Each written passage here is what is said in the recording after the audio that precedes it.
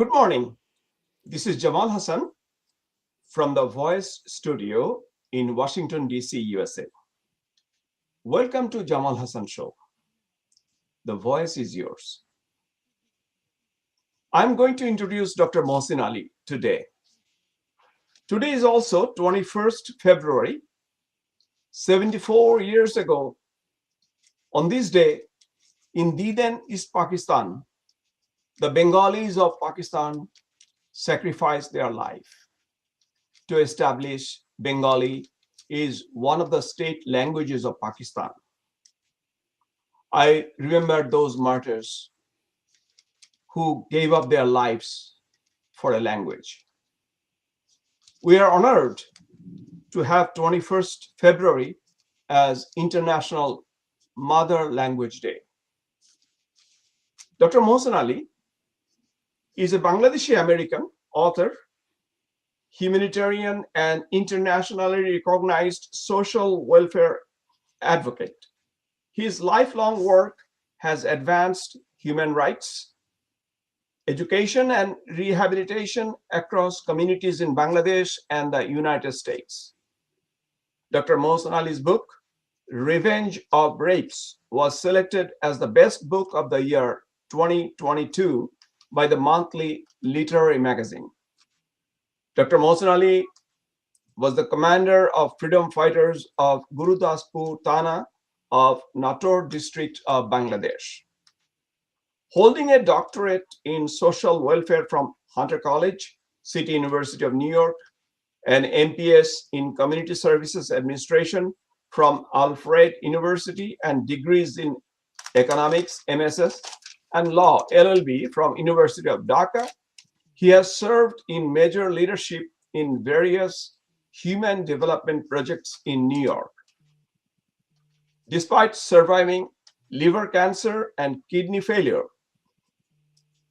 through a dual transplant in 2021, he continues his work as the author of 35 English and 15 Bengali books. Dr. Mohsin Ali's life story reflects resilience, service, and global advocacy for the vulnerable. Welcome to my show, Dr. Mohsin Ali. Thank you very much. Good morning. And Amor 21 February. Amor 21 February today.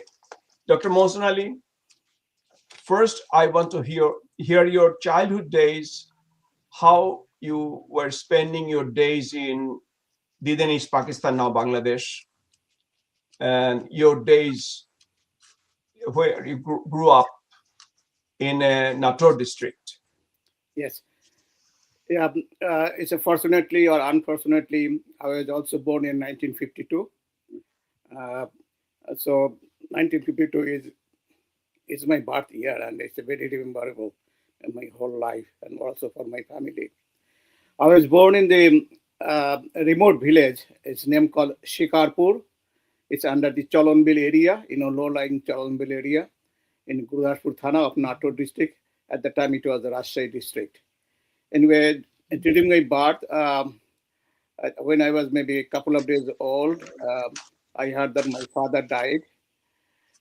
So I couldn't see him and he couldn't see me because he was not present at the time of my birth. I was born in my mother's parents, my maternal grandparents' home. And after death of my father, so I was raised by my mother's parents, my Nana and Nani. So that is my home. So that is my address.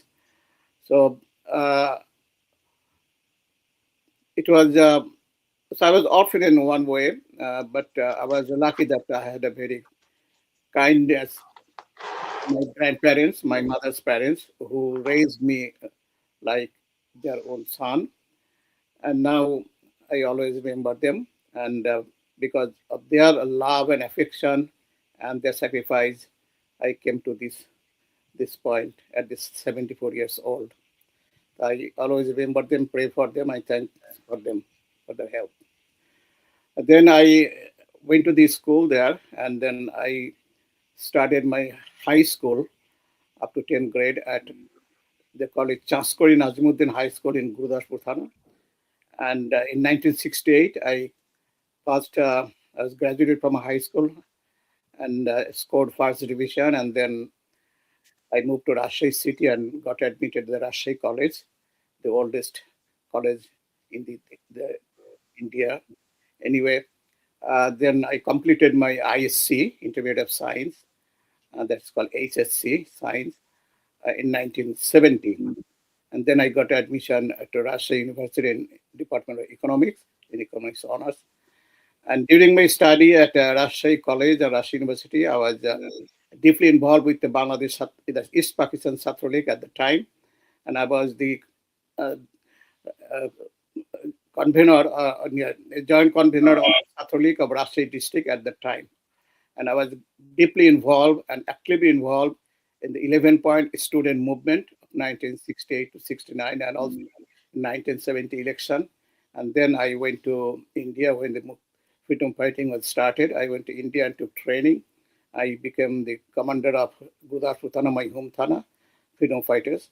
I went to India crossing Padda River. You know, the Padda River is, we cannot see from one side to the other side by boat.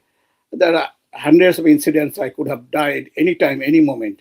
But for seconds, I survived many of these incidents. And I went to India several times. I brought young freedom fighters from Bangladesh to India and deposited them for the training. And then I brought them, they trained Muktizoddha inside Bangladesh and placed them in different areas like in Lalpur Thana and Natur Thana and Boraigram Thana, Chakmor Thana, Gurdaspur Thana, Taras Thana, all these areas that in my areas that I worked for freedom fighter. And finally, after August, from August, I was made commander of Gurdaspur Thana, and then I fought with my almost 300 freedom fighters, trained freedom fighters, and then occupied Gurdaspur on the 16th of December, 1971. So That's you're basically your battle, stories encompassed mostly in the northern side of Bangladesh, like in the north eastern, like in Russia area. You never came down to the places like Mymensingh or Chittagong. no, our area was it's called sector number seven sector. Sector 7, and Colonel Nuruzzaman was our commander, and sub commander was Captain Giyasuddin. So I was directly involved with Captain Giyasuddin, who was the at that time EPR commander of Rajshahi Zone, and then he led us for all these awards during the time. So although we are independent, we are not under him directly, but we always followed his directions because we are like a Mujib Bahini and also Bichu Bahini. I was made the commander of northern part of Bichu Bahini, like in Rajshahi district and Pabna district, part of Bogura district, all this area. So that's why it was a diverse area and it's a diverse responsibility.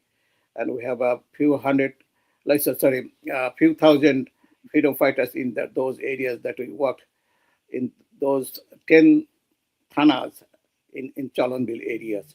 This Chalonville is a famous lake in yeah, Bangladesh. is a famous So, area.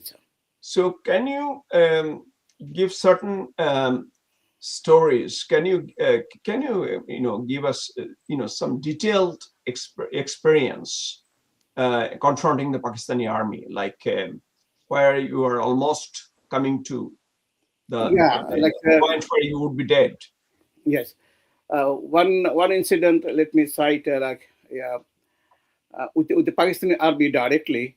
It was on August 23rd, 1971.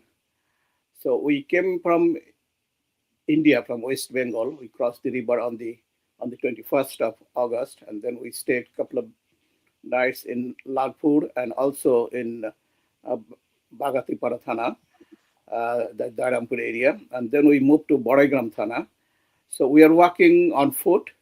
There's water up to knee, up to waist level, and then we had a bag in our back with all these ammunitions, and we have some had machine guns, light machine guns, LMG. Some has also SMG, short machine gun, and some has rifles. And also we have hand bombs, other things. So we came to a place, there's the road from Nator to Pabna, that goes to the Dhaka also. And we came to that place called Karbala Road, that's the name of the village. And when we came, then we are waiting because we had always guide from local people, always guide who is to guide us, which way to go and where to stop. They told me us to stop, and until the Pakistani military truck, they used to patrol from Nator to Pabna, all the ways to go and come back every half an hour. So when we were waiting, and then we saw the truck went, and then we moved. But unfortunately, a couple of more trucks after we moved, we crossed the river. Sorry, we crossed the road and came to other side. Both side was with sugar cane. It's a sugar cane field, sugar cane area, because there's a sugar cane a factory there near in Lalpur, Gopalganj area. Anyway, so both sides are sugar cane, so it's a very high, taller, very, very tall than we are. Anyway, then we crossed the road, but our clothes were like wet. So we dropped a lot of water when we crossed. Our footprint and our lot of water drop on the piece road. So when the next truck were going through, they passed the area and they noticed that there was some water on the street.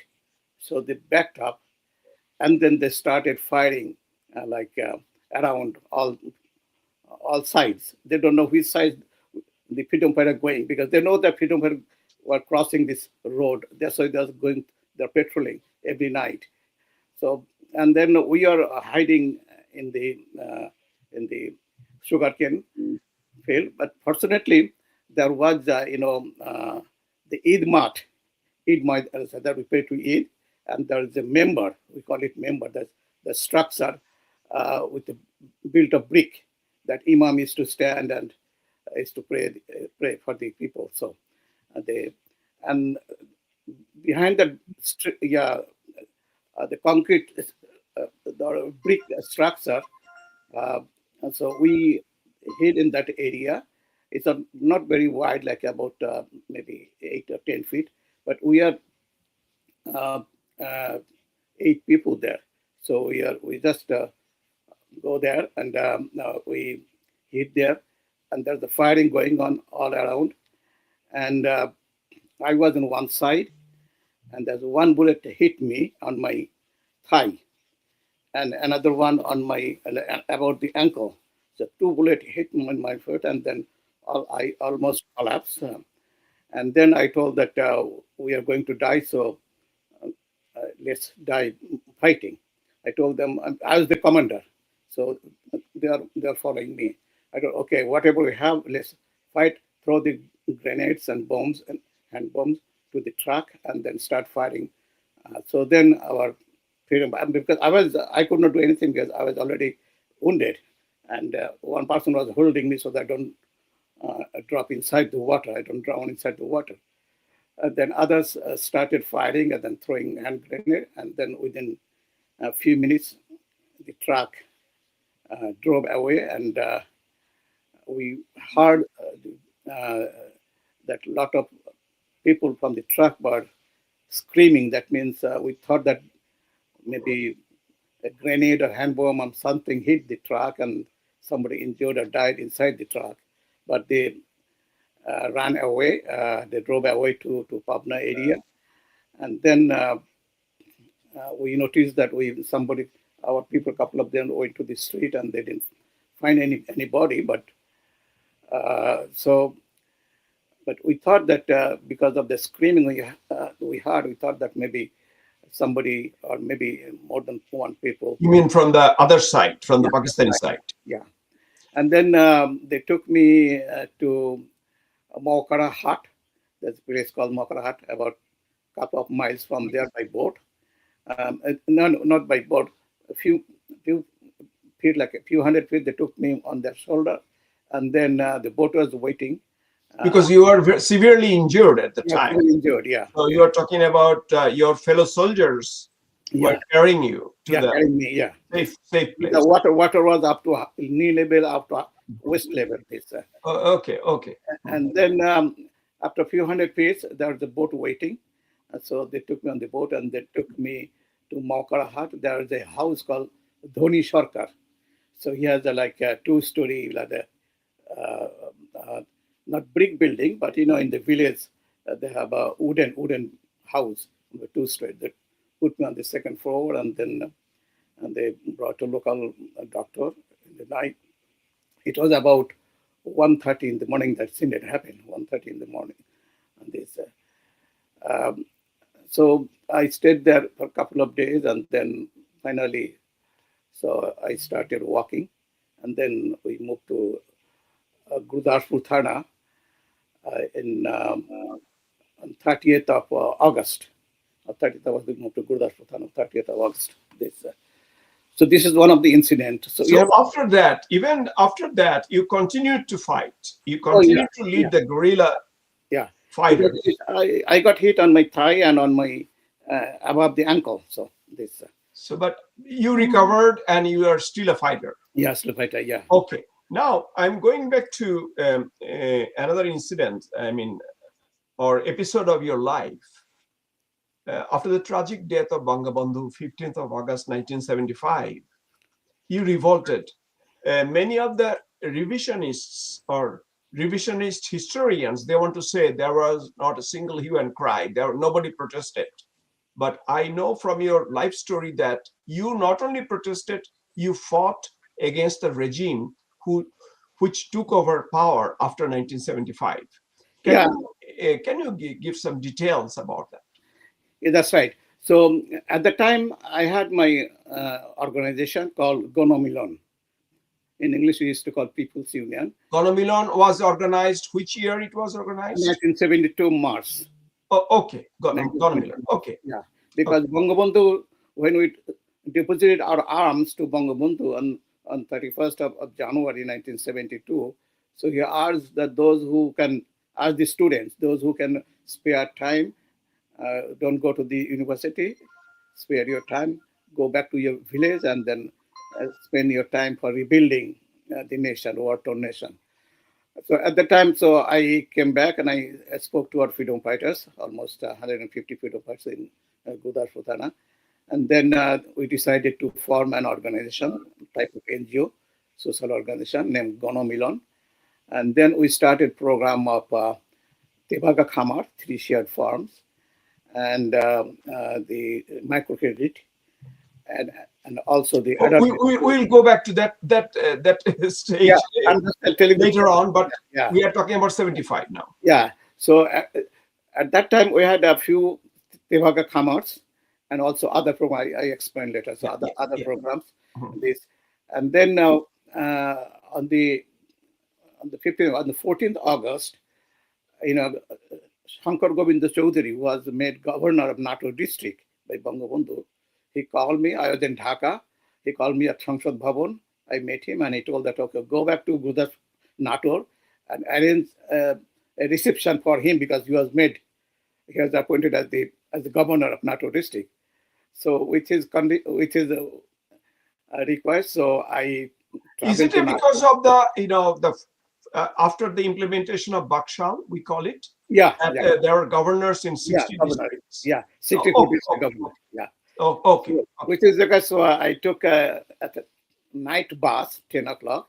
I came to Nator, and then from there I went to Gurdaspur because people are waiting for me with a motorcycle. So I was sleeping in a house, and then at 6 o'clock in the 6:15, yeah, 6:15 in the morning, the house owner, landlord, he called me, my door, knocked my door, and told her, get up, get up. Because I was almost like very sleepy because I just maybe came back half an hour ago and then went to bed. Then he called me and then he told that your Bangabandhu was killed. I was surprised. What happened? Then he brought the radio. The other time there was no TV, radio, and he told us, listen. Then I heard the message that আমি ডালিম বলছি, আমি major ডালিম বলছি, that Bangabandhu আজকে শেখ মুজিব আজকে Because the Dalim was announcing that he killed Major Dalim. Yeah. Yeah. Oh, okay. Then I could not sleep. I contacted local freedom fighter Army League, and we made a procession. Went to the Gurdaspur police station, and then the police them scattered us by baton, and then we thought that we have to do something. Then I left my project. I told my other workers that you run the project. I have to go for fight again. There's another freedom fighting. So then I started fighting with in Gurdaspur Thana and Tarastan and Chakmor Thana. The several. How you launched your fighting? How did you do that? Like First second yeah. rebellion, or we can say second revolt. First we started leafleting, sending leafleting to different people on that we don't accept this military route. We want justice. We want Army League in power, back in power. So all this, and then we organized the freedom fighters and Army League workers, student League workers, and we also did some agitations. And those are the civilian work. I mean, the militarily, you said you attacked the thanas, the police stations. When did you start attacking thanas? That's in August, in between September, October, and November. 1975. 1975. Yes. Did you come to Dhaka? Did you ever visit Dhaka with your, plans, like any kind of? No. I didn't visit Dhaka. I only visited Dhaka on November 4th, when I heard that Khalid Musharraf took over power through radio. I heard that General Khalid Musharraf. Yeah, okay. General Khalid Musharraf. Yeah. I thought maybe this is a good time. I thought maybe I should go. So I came to Dhaka. I met with Rashid Musharraf, MP. Brother of Khalid Musharraf. He has a Kalabang house. I used to know him since 72, because he used to do something in his area. I visited his home too. So at the time, people say during that time in 4th November, there was no government in Bangladesh. Is it so? I mean, there was a power vacuum. Yeah, not political government, but Khalid Musharraf took over. Khalid Musharraf took over the power, and he removed Mustaq from the power, and he made, I think, Justice Saim as the president. So he didn't have time to form like a formal government, so like a ministry, cabinet. He made the president. He removed Mustaq and he made the president Saim, but he didn't have time, or I don't know, president didn't do the cabinet at that time. There's no cabinet. So it was 4th. I met him on the 4th, and I met him on the 6th night. I mean, you met Rashid Musharraf. Rashid Musharraf. Yeah, I was at his home until 12 midnight on 6th of night. After that, it was 7th of November. And from his house, we are hearing the slogan outside. There's something is going on.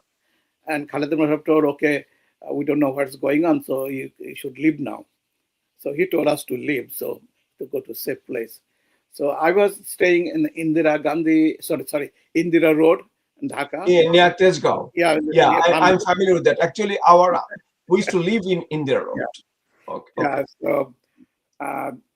so from Khalid Musharraf, Rashid Musharraf home, I took a rickshaw, and then through the Sere Bangla Nagar, I was going to Indira Road, and then I saw the processions with the trucks, with the people shouting, and all the familiar slogan like Jashwad used to give us. They shout this, and then the adding the Gonobahini slogan. The peoples and army, they joined Bhai Bhai. জনগণ এবং সেনাবাহিনী ভাই ভাই, those are the rhetorics of JSD.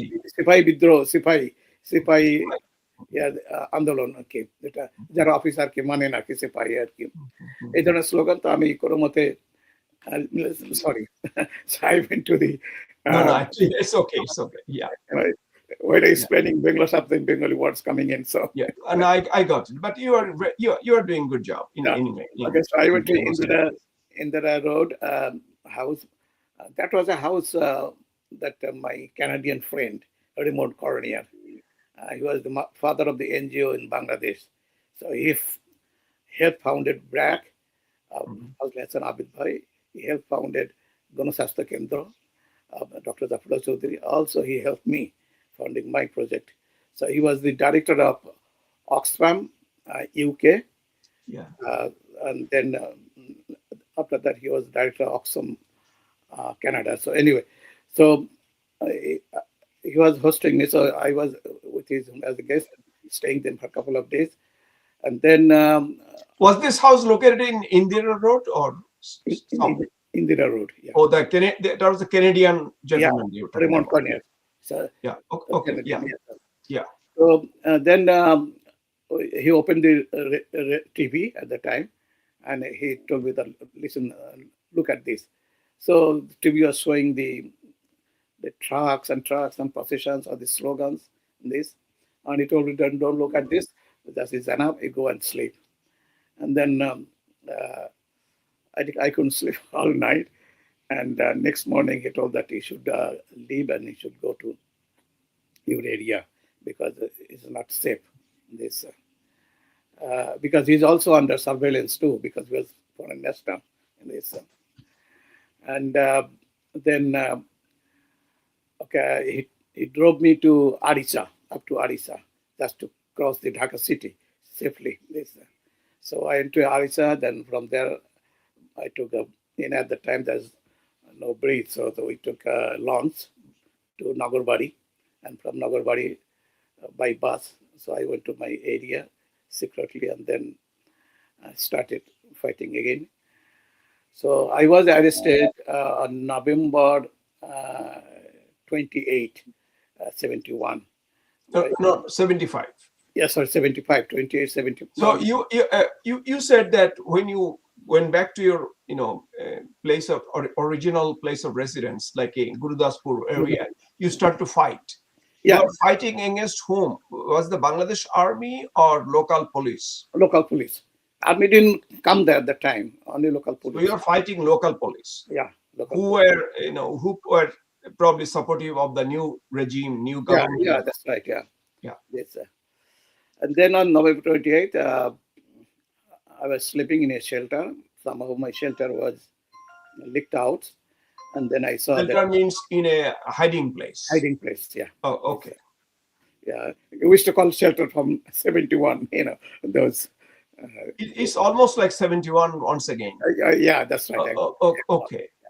So, So, but somebody was a traitor. Somebody. yeah, exactly. Yeah, yeah. Okay, lift out. Okay. So uh, when I was in sleep, they gathered me, uh, and then they arrested me. And then when I opened my eyes, I saw that police and military both, some military, some police.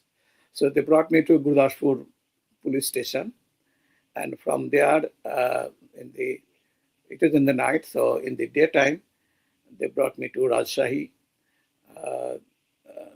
police station, Rajshahi city. And then after a couple of days, they told that the police super was Abu Taleb. He used to know me before. They were very good friends, but all the police are my good friends, but now they are enemies because they have to follow the government's order. So Abu Taleb, he was a very famous police super. Anyway, so he told me that I have to send you to Dhaka because Dhaka is the college you and they want to integrate you. So okay, then they took me to the train, and there's a few dozens of police. They thought that I had a lot of freedom fighters with me, and they might attack the train, and they might take me out of the train from them. So that about maybe 40, 50 police. I didn't count them, but two compartments were full. Um, anyway, so they took me to Shirazganj, and from there, I think there's a ferry there. So from ferry, then came to other side of the Jamuna, and then they brought me to Dhaka and handed me over to the SB police. So they kept me underground cell, which might be an Ainaghar, I don't know. This it was in Shere Bangla, sorry, in Dhaka race course, Saradi Uddan. There's the police office there, and under that building, there's a few cells there. So they used to keep me. They used to bind my eyes, so I could not say anything when they took me out of the truck and out to the truck, and then to the SB office, and back from there to that place. So on the way, my eyes were blindfolded, so I couldn't see. And after a couple of days, I never saw him before. I heard of his name, Major Ziauddin Ahmed, who was cut from Sundarban as Gonobahini. He was the Gonobahini. So he revolted. He was army major, and he was the director of MI, military intelligence of Dhaka cantonment at that time. But because of split between Colonel Tahir and General Zia, so the Gonobahini got separated from General Zia, and then they started revolting, and then Major Zia was sent to Sundarban with his troops. From there, I think he was fighting. Anyway, he was caught, and then he was brought, and he was brought to the same, my neighbor cell, next to my cell. So we stayed there for about 1 month in the cell. Every day, they take us to the SB office, interrogate, and then brought us back. Were you tortured during the time? Oh, that's another history. I don't know, because Major Zia was interrogated in another room. I was in another room. I don't know how much he was trusted, but he told me that he was never trusted, because all the army officers who used to come to interrogate, like Major Dalim or Shahryar or whatever, they all are their friends, their colleagues, best mates. So they didn't just they just interrogated him verbally, but they didn't trust him. But they tortured me so much, I could not even explain. Even when I remember now, I get scared. So you are not tortured by Pakistani army, but you are tortured by Bangladeshi army. Bangladeshi army and I think you can say during the time General Zia was in power, de facto leader. Oh yeah, he was the power. Mostak is gone, because Mostak is gone. General Zia was in power. General Zia was in power. Yeah, this, and then when they couldn't find anything from me, because they are trying to tie me with the Colonel Tahir Gonobahini, but I had no connection, because I never was with the Jashad or Jashad Sattar League or Jashad anyway. So I was always with Army League and Student League. So they could not tie me. So you were in prison for how long? You were in prison? And then at the last moment, so before they sent me to jail, they were they put me on the floor, and the military with the boots, they used to walk on my body from my feet to my head, both on the top, on the back, both. But still, they couldn't find anything. So anyway, those sent me jail on the December 31st, 75. Me and Major Jia together in one car. They took us to the jail at the same time, both together. And inside the Dhaka Central Jail, there is the area called New Jail. The New Jail. There's another jail within the jail. It is also like there's walls. It's a more security area. Yeah, where the four national leaders were killed in that area, New Jail area. So it was secured. It was another wall there within the jail. So they took me to that gate. And it was in that area, it was known that Major Jia is coming to the jail. So when they opened the main jail, and then from the main jail they took us to again, I have to clarify to the audience that this is Major Zia, that the prisoner, not General Zia. Oh no. Yeah, Major Zia. Yeah, right. Yeah. No. Ziauddin. It's a Ziauddin Ahmed. Yeah, Major Ziauddin Ahmed. Right. Major Ziauddin Ahmed. His house is in Pirozpur. Originally, he's from Pirozpur. And he's I think either cousin or nephew of Ittifaq Moinur Hussain, and their cousin, I think. So my question is, Dr. Ali, how long you were imprisoned? Okay, yeah. So when we went to the jail, when they opened the jail, and then Ghazi Mustafa, Abdul Samad Azad, Minister Muti Rahman, all came at the gate, and they brought the aluminum plate and with the spoon and the ringing. You're talking about those people, they were also imprisoned. Yeah. They were also before. They are before we are. So. Okay, Ghazi Ghulam Mustafa, Matur Rahman. Yeah, they are inviting us, Yeah. and they don't. Couple of them knew me, but they didn't know that I'm coming. But they know that they knew that Major Ziauddin Ahmed is coming, so they are welcoming him with the with the hitting this plate. this anyway, and because Ghazi Ghulam Mustafa was arrested by Major Jia from Narsingdi when he was in by Major Jia means you were talking about Ziauddin Ahmed. Ziauddin Ahmed. Yeah, because he was the military intelligence director at the time. Oh, he arrested Ghazi Ghulam Mustafa. He arrested Ghazi. Now both are prisoners in the same jail. And now that's why they're welcoming. Ghazi welcoming with the what an irony. What? And saying that at the gate, he was saying that, "Hi, Major, what a luck! We are now in the same prison." But he was Major Jia was saying that yes, we are in the same prison, but we through reverse, but we have started from different places and met together.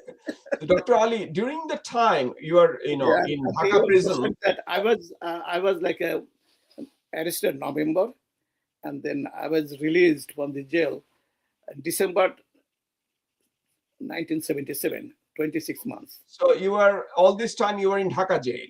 On Dhaka jail. No. Were you interrogated? One time I was sent to Faridpur jail. Okay. During the time in Dhaka jail. Yeah. During the time in Dhaka jail, were you interrogated time to time, or they didn't bother you? No. Once I went to inside the jail, they didn't interrogate me. They didn't interrogate me. So how was your life in the jail, basically? Look, each of us was given a cell, a separate cell. So we are independent in one cell, like our leaders, Tajuddin Ahmed, Sayyidul Islam, Kamar Jaman, Mohsin Ali, they were killed in their own cell. We are given the same type of cell. And there's a few buildings. I think there's 7 or 8 buildings. Each building has 20 rooms on this. And I think number 1 building, both those 4 nationalities were number 1 buildings. We saw this. I saw that building, and it's just a couple of buildings from us where we were staying. And then we saw the blood and all this, all the sheikhs were hit by the bullets. All this. The place where the 4 leaders were killed. Yeah. In my cell, I was one room. Major Ziauddin Ahmed was one room. Mahmoud Abrar Manna is another room, and Netherlands journalist Peter Custers. I think you have heard his name. Yeah. Peter Custer. He was arrested. He was in another room. He speaks to Bengali very well. I used to know him before I was arrested. And then Singapore Indian businessman Hathi Rahmani, Jackie Hathi Rahmani, he was in another room. And then Apama Mahbubul Haq, Satru League president. JSD. Yes, he was JSD. He was in another room. Yeah, JSD Satru League. He was in another room. And then other people were like, as I said, Ghazi Ghulam Mustafa, Abdul Samad Azad, Minister Muti Rahman, Syed Hussain, Secretary Sheikh Jamal's Shoshur, father-in-law, and our leader Abdul Qudus Makhon. John Mohidun Ahmed was Bangabandhu's bodyguard, the person who was standing behind him on the 7th of March. Yeah, I saw him. Yeah, I remember. Yeah, he was there. This like about almost 200 people there. We are there. This apparently you are given division, like a higher. Yeah, that's why I was lucky that I was given division, because they know that I was the commander of the Thana level freedom fighter, and I was also an NGO director. Anyway, so they gave me the division. That's one thing, good thing they did. So that was in a good environment, good situation. There's a good food. There's no complaint about the food, and we are like at 6 o'clock in the evening. Everybody has to go to their own room, and they're locked from outside. Inside the room, there's a bathroom. You can take shower. You can good toilet. There's independent. So like is one bedroom except kitchen. So that's a good area. And at 6 o'clock in the morning, they open the door. We used to go out, and Major Ziauddin Ahmad used to walk around us around this area like a military PT. This, and then we used to see all the leaders and talk to them. And every day, like in the afternoon, like 3 o'clock something to evening, we used to sit in different groups and to discuss what will happen in the next. Like a Jashar people used to sit in one group, Ahmadi people sitting in one group, and this way. And I remember that um, Abdul Gusal Makun Bhai used to sing Rabindra Sangit. So every day he used to sing one Rabindra Sangit, which there's no instrument, no harmonium, just empty stone, empty tone like he used to sing. So there is this way that we're enjoying the time there. And then Major Ziauddin Ahmed and Mahmoud Manna, the Jashar people, they used to call frequently for interview. I think there's a case going on with the Colonel Tahir, and Major Ziauddin Ahmed was also one of the accused person in that case. And finally, on the 21st of July, the verdict was declared that Colonel Tahir was hanged, given like a death penalty by hanging, and Major Ziauddin Ahmed was given 10 years of prison. Colonel Tahir's elder brother, Abu, sorry, so he was given like Colonel Tahir was hanged in July of 76. July 21st of 21st. I think I remember the day. Yeah. I was outside my residence, Yeah. and there was a curfew in Dhaka. Yeah, yeah. Yeah, right, yeah. And he's Abu Tahir, sorry, Colonel Tahir's younger brother, Professor Anwar was given 10 years imprisonment. And I think his Bahar, his another brother, Bahar, was given either 10 years or lifelong. I don't remember all this. So all this like declared. And, those are the interesting stories. Dr. Mohsin Ali, actually, I think we could probably someday we can arrange another it's on that story. But today we have to emphasize another part of your life. Your glorious life has different segments, and most importantly, Dr. Ali. Yes, please. I'm aware that you are, because as you told me, you are the original dreamer and implementer of Grameen Bank or microcredit, in a sense. Yes. So I want to go back to, that part of your life when you foresaw that in order to empower rural people, microcredit could be a good tool. And you started the process, yes. As I understand, after liberation of Bangladesh. Yes. Can you go back to that part of your life where you started the microfinancing? Yes. So we started the project I told you after hearing from Bangabandhu when I deposited our arms to him. So on March, I started the project Gonomilon, and our project was several projects. One was the Tevaga Khamar, 3-shared farm, that the landlord will get 1 share, and the labor who will cultivate the crop, they will get one. Wait. Tevaga was originally a leftist, some leftist politicians started that, isn't it? Like we said, Tevaga Andolan. Did you borrow that idea from those that's from, leftist revolutionaries? That's from Ilamitro. Ilamitro, right. Yeah. I heard Tevaga Andolan. Yeah, Tevaga Andolan. I heard this story and thought that maybe after the liberation, this is a good time. We can try if it works or not, if it is good. So this is the leftist idea too, yeah. But since our 4 pillars of freedom, socialism is one of the 4 pillars. That's why I thought maybe this is a good idea. And then I organized the people. I talked to the landlord. I told that, okay, give you your land. You will get 1/3. You don't have to spend any money to cultivate your land and grow crops. So laborers will do.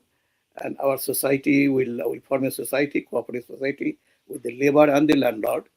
and then the society will manage, and society will collect, will irrigate the crop, and then give the fertilizer and seeds or everything, whatever necessary management.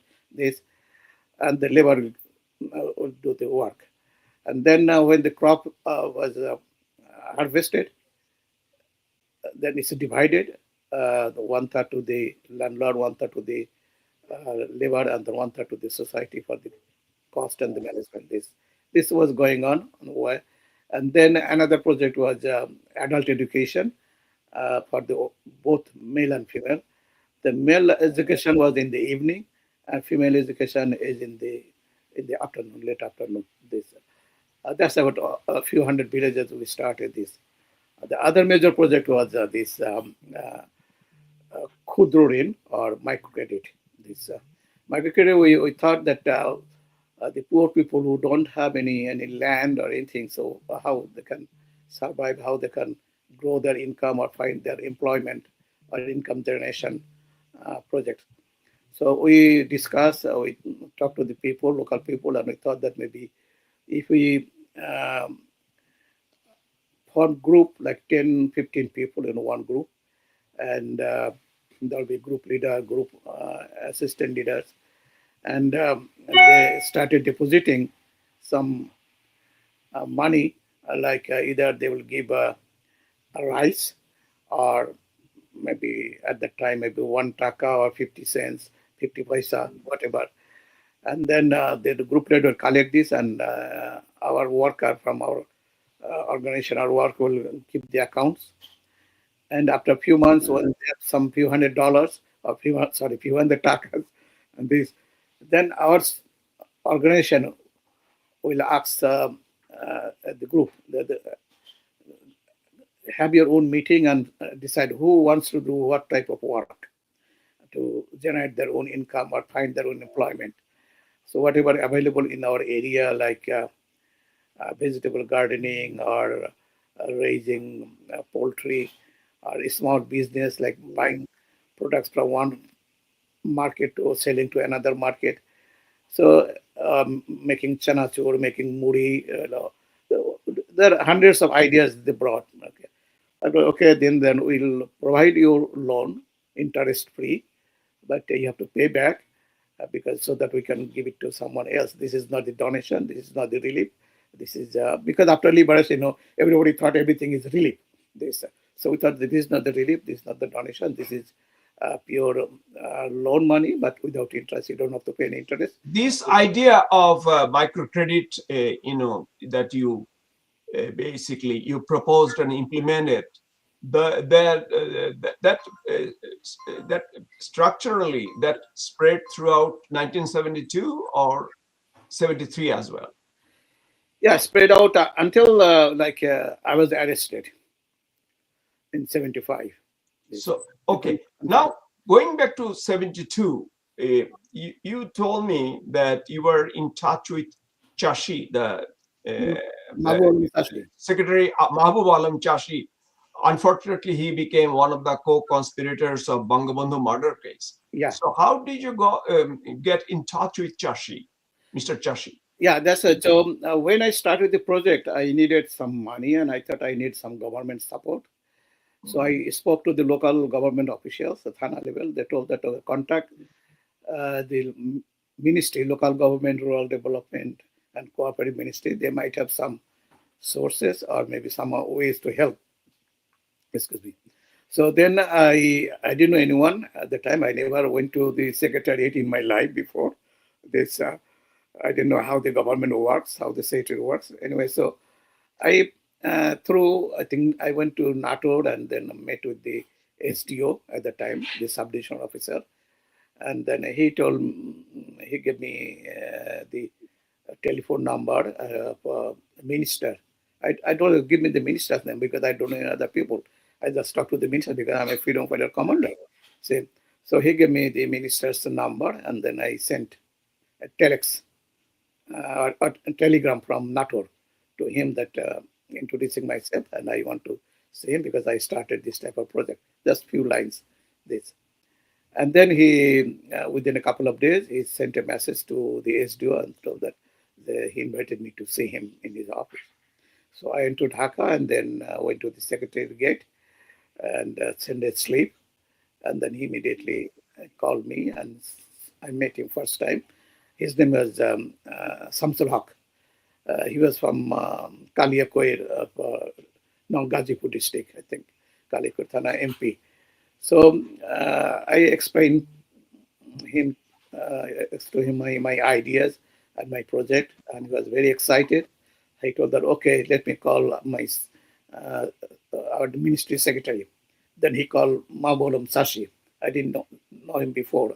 I never heard of his name before. Which month you met him? Can you remember?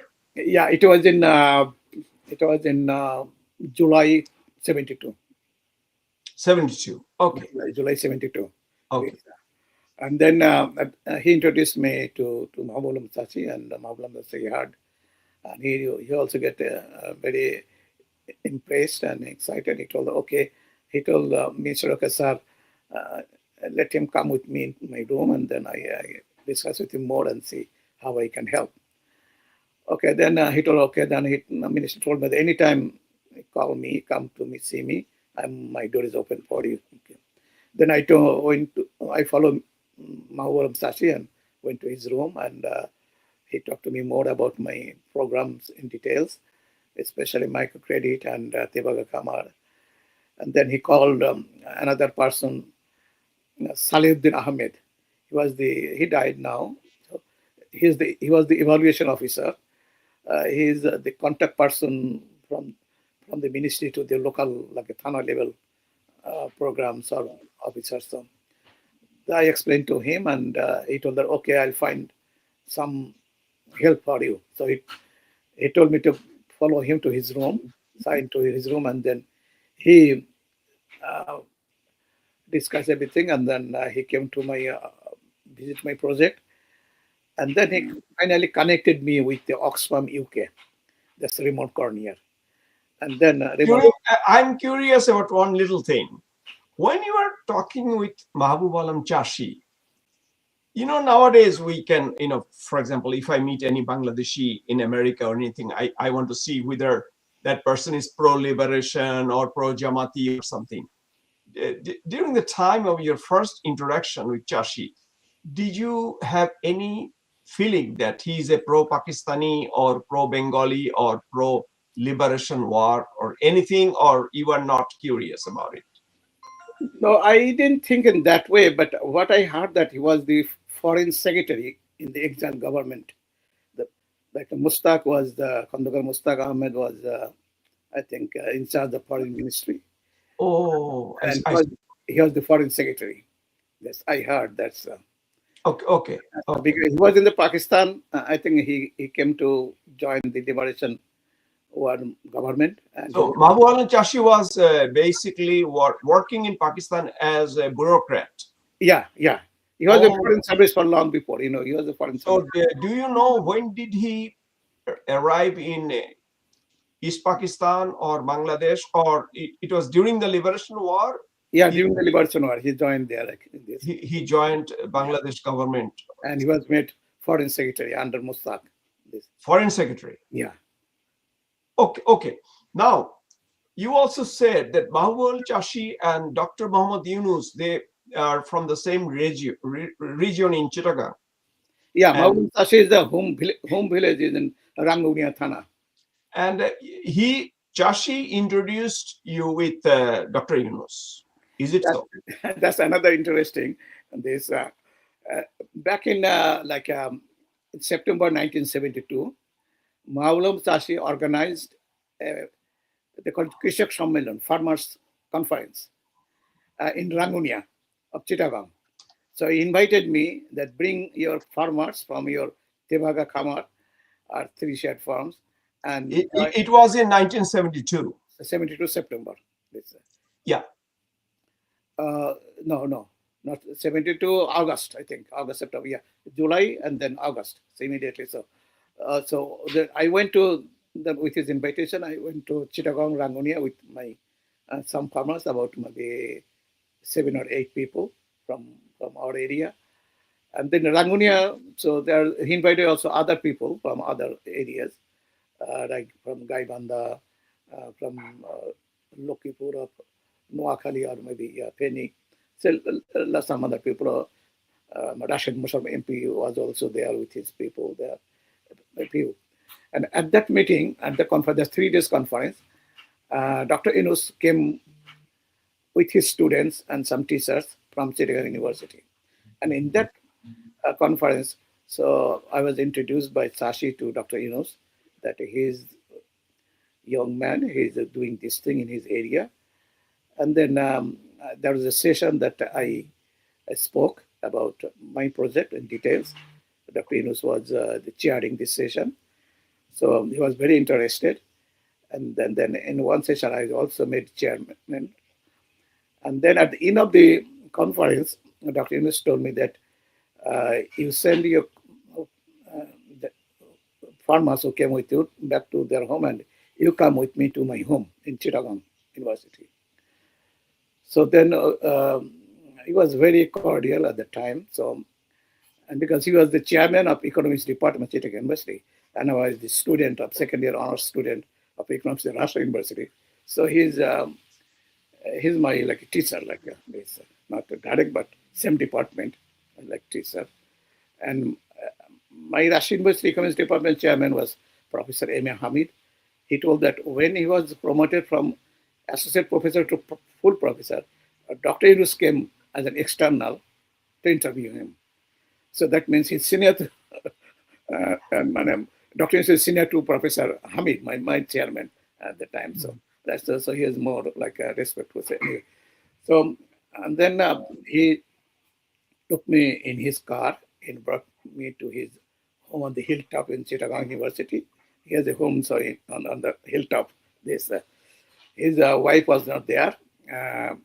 So his wife left by the time with the child, Monica. This I didn't know before that. When I asked him that what are your family members, he told me that this is the tragedy in his life. That is what. During the time, your first introduction to Dr. Yunus, or your later on your interaction with the famed Nobel laureate, did you have the feeling that he was not familiar with that idea of microfinance?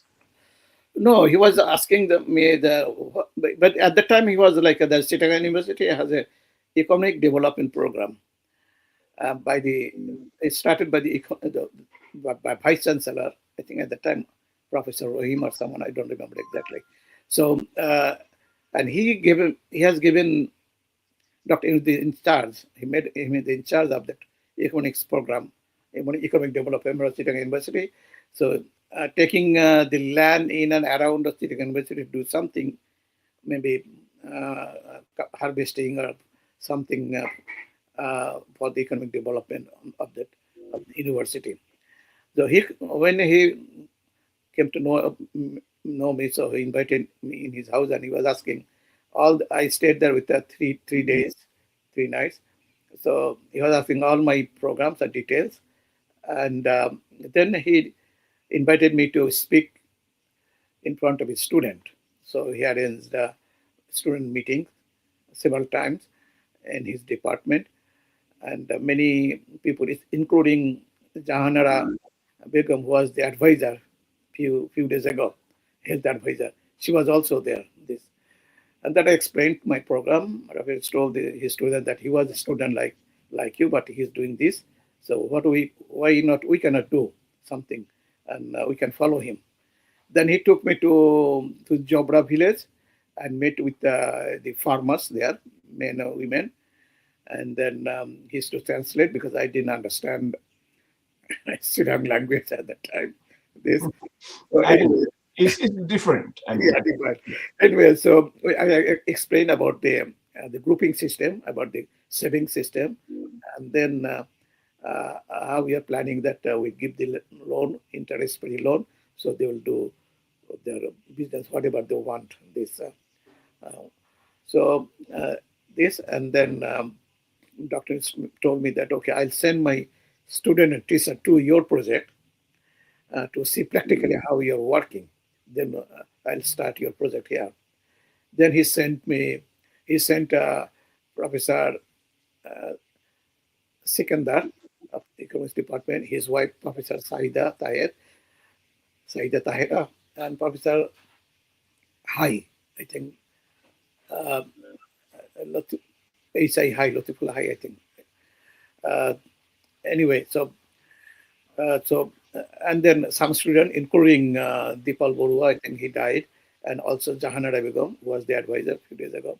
Anyway, so they came to my project in Gurdaspur, all the way from Chittagong, and then stayed one day and see my project of uh, this microcredit, adult education, and Dr. Ali, one relevant question. During the time when you started the microcredit with the rural people, and do you remember how much interest you used to charge? no, I charge no interest, free, interest free. Interest free. We no It's interest. a very, very important point.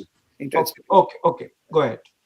So then they said, and then they stayed there, and then they looked everything, and they went back. And then Dr. Yunus called me again that you come and we are going to start program. So then I went there and he started program microcredit. He tried to organize the farmers for three shared farm, but he couldn't convince the farmers to give the land, the landlord. So he didn't like adult education because he didn't think it's not he cannot do it through his university program. So he just sticked on this microcredit. That's the only program.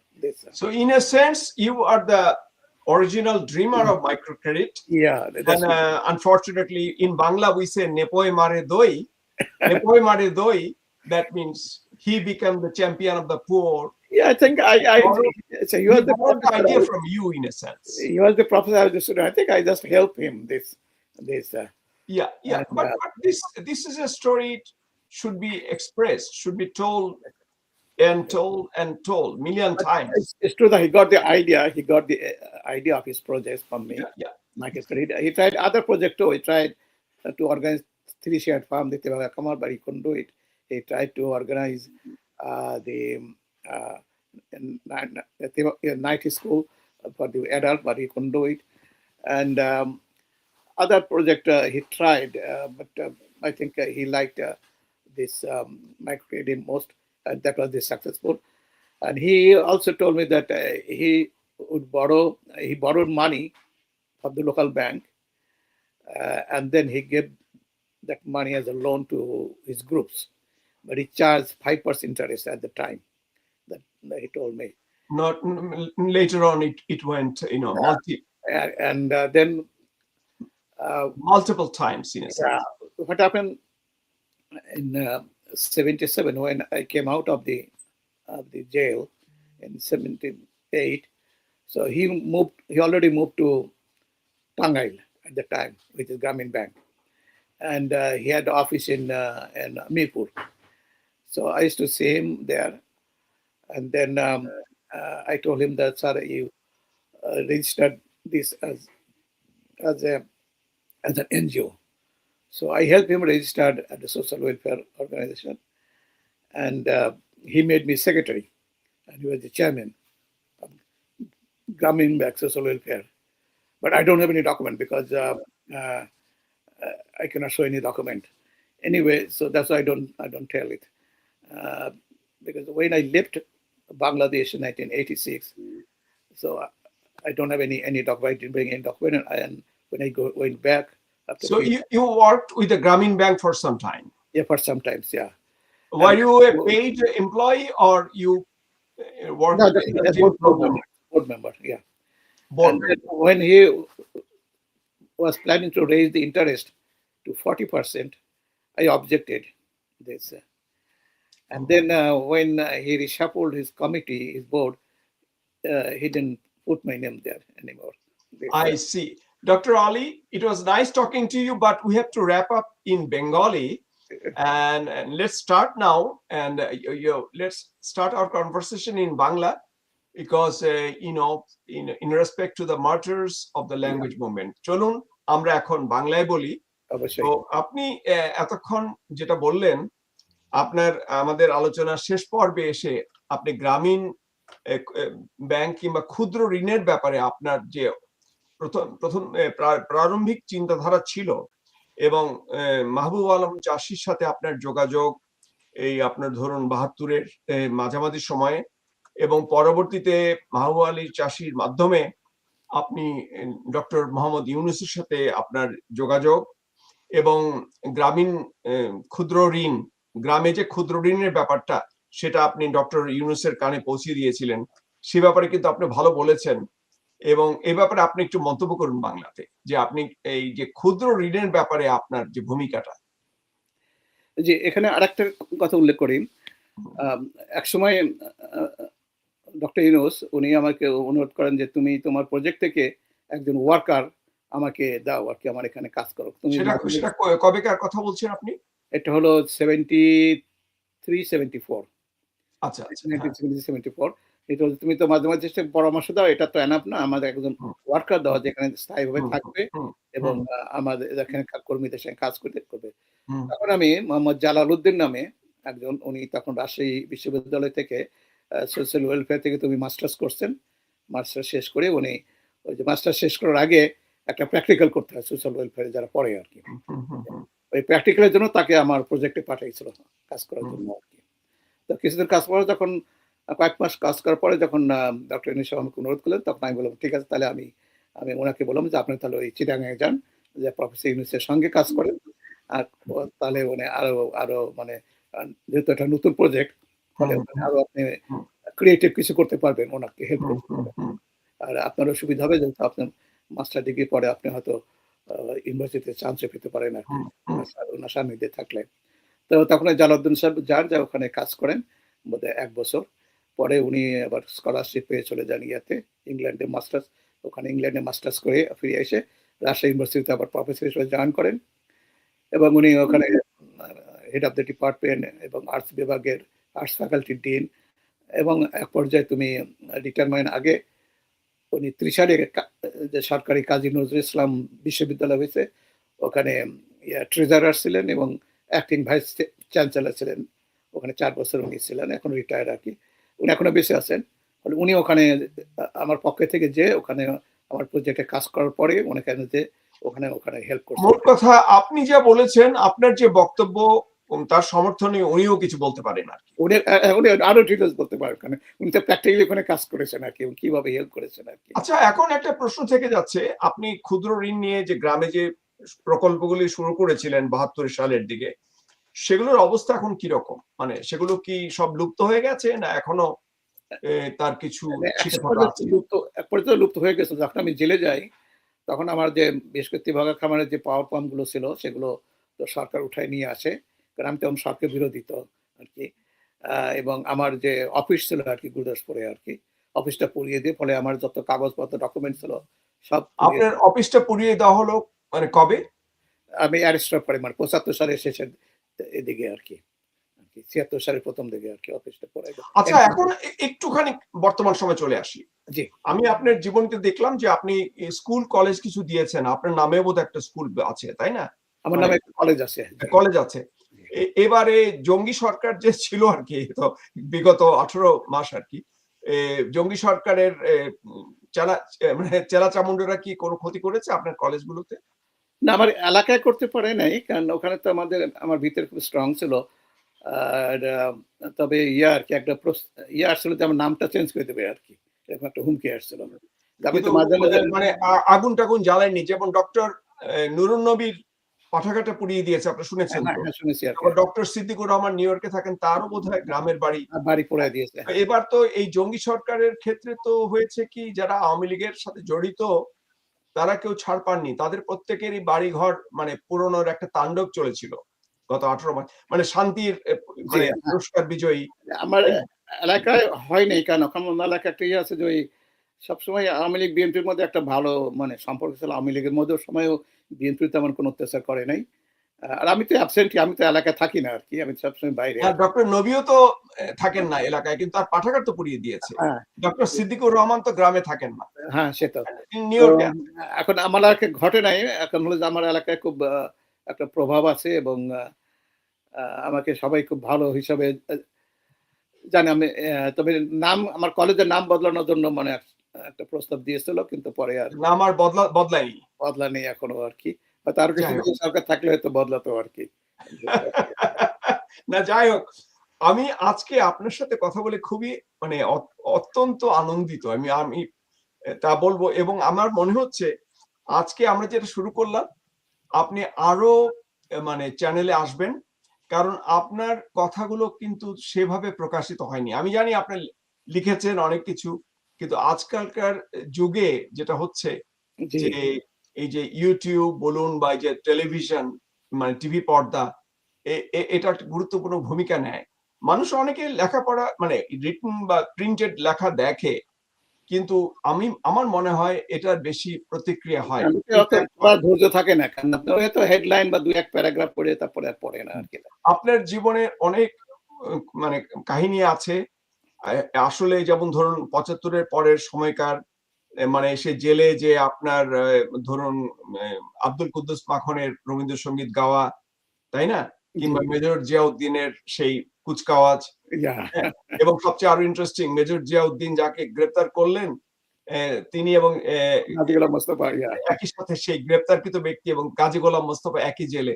এই যে অকথিত কাহিনীগুলো, এগুলো আসলে প্রকাশ করা দরকার।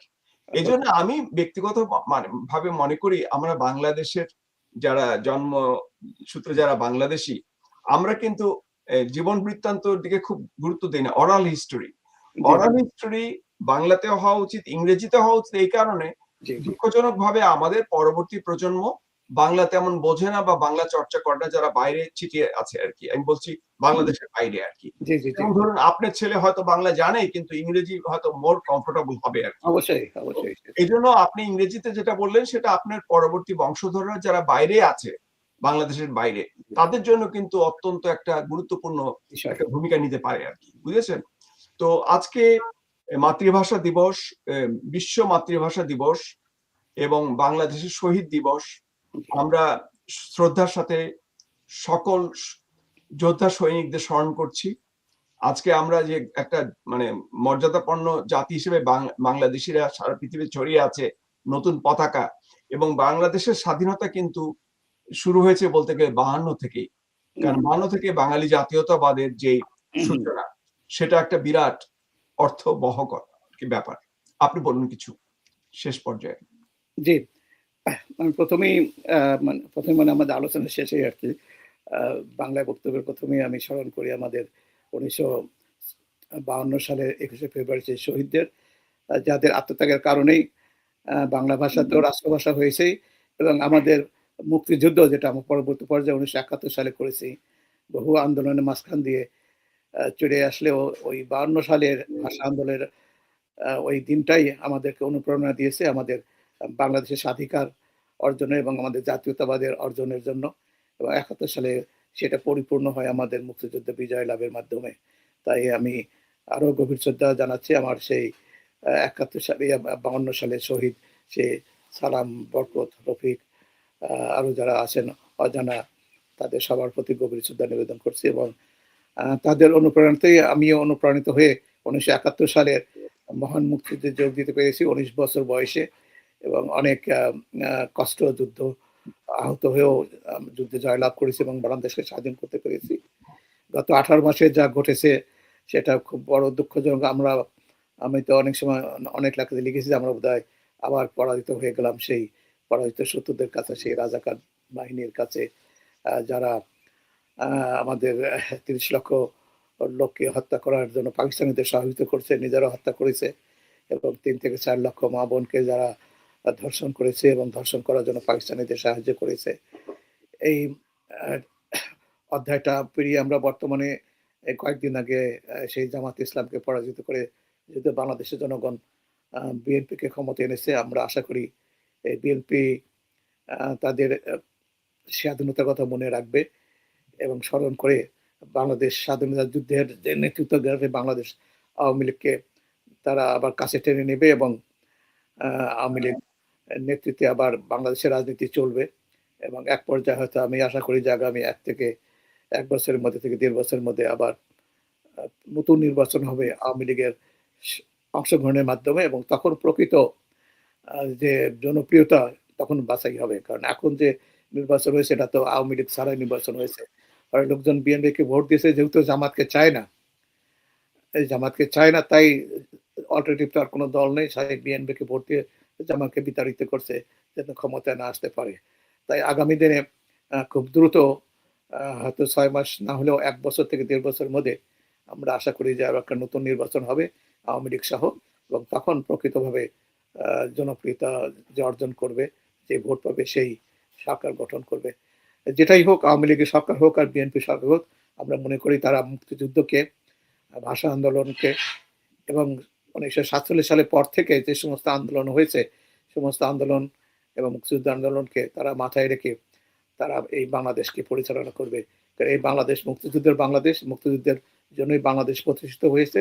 ফলে মুক্তিযুদ্ধই এই বাংলাদেশের প্রতীক পথ, এবং এই পথে আমাদের চলা উচিত, সেই আমি কামনা করি আর কি।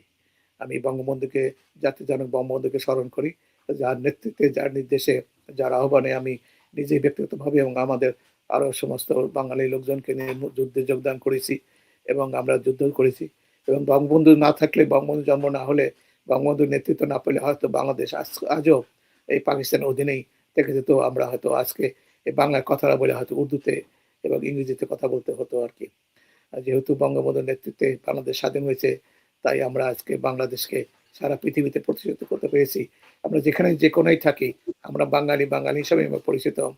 হয়তো অনেকে বাংলাদেশি বলে, কিন্তু বাংলাদেশি হলে আমরা বাংলাদেশি বাঙালি আমরা।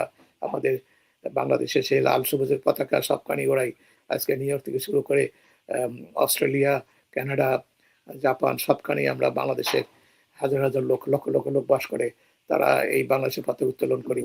এই 71 সালের কারণেই আমরা আজকে এই সুবিধা পেয়েছি। আজকে আমরা চিন্তা করি যে যদি বাংলাদেশ স্বাধীন না হতো, যদি পূর্ব পাকিস্তান থাকতো, তাহলে আমরা কয়জন বাঙালি, আমি হয়তো কোনোদিন আসতে পারতাম না সে গ্রাম থেকে এখানে এসে এই আমেরিকায় এই 25টা বই লেখা আমার পক্ষে সম্ভব হতো না, আপনাদের সামনে কথা বলা সম্ভব হতো না।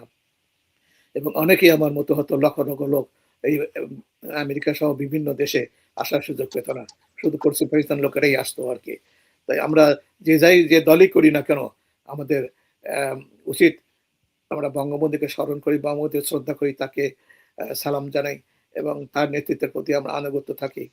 আওয়ামী লীগকে অনেকে পছন্দ না করতে পারেন, কিন্তু বঙ্গবন্ধুকে সবারই পছন্দ করা উচিত, তখন সবাইকে সালাম দেওয়া উচিত, সবাইকে স্মরণ করা উচিত, সবাইকে শ্রদ্ধা করা উচিত। কারণ তার নেতৃত্বের কারণেই আমরা বাংলাদেশ স্বাধীন হয়েছে, যার জন্য আমরা সারা পৃথিবীতে আজ লক্ষ লক্ষ বাঙালি ছড়িয়ে আছে। এমনকি মিডিল ইস্টে যারা চাকরি করছেন, তারাও বাংলাদেশ স্বাধীন না হলে হয়তো আমরা এত লোক মিডিল ইস্টে যায় চাকরি করতে পারতো না। সৌদি আরব হোক, আবুধাবি হোক, দুবাই হোক, আর আমিরাত হোক, কাতার হোক, যা হোক সবখানেই। তাই বঙ্গবন্ধুই আমাদের আমাদের একমাত্র নেতা, হাজার বছরের শ্রেষ্ঠ বাঙালি নেতা আর কি। তাকে আমরা শ্রদ্ধা করি। এই ভাষা আন্দোলন দিনে ভাষা শহীদদের সাথে বঙ্গবন্ধুকে আমি শ্রদ্ধা করি এবং আমাদের 30 লক্ষ শহীদদের শ্রদ্ধা করি, স্মরণ করি। আপনাকে অসংখ্য ধন্যবাদ, সহমত পোষণ করছি। আজকে বিদায়ের আগে বলছি, শেষ আমার স্লোগান, জয় বাংলা। জয় বাংলা, জয় বঙ্গবন্ধু, জয় বঙ্গবন্ধু। ধন্যবাদ আপনাকে। ধন্যবাদ। আবার কথা হবে ইনশাআল্লাহ। আসসালামু আলাইকুম। আবার কথা হবে।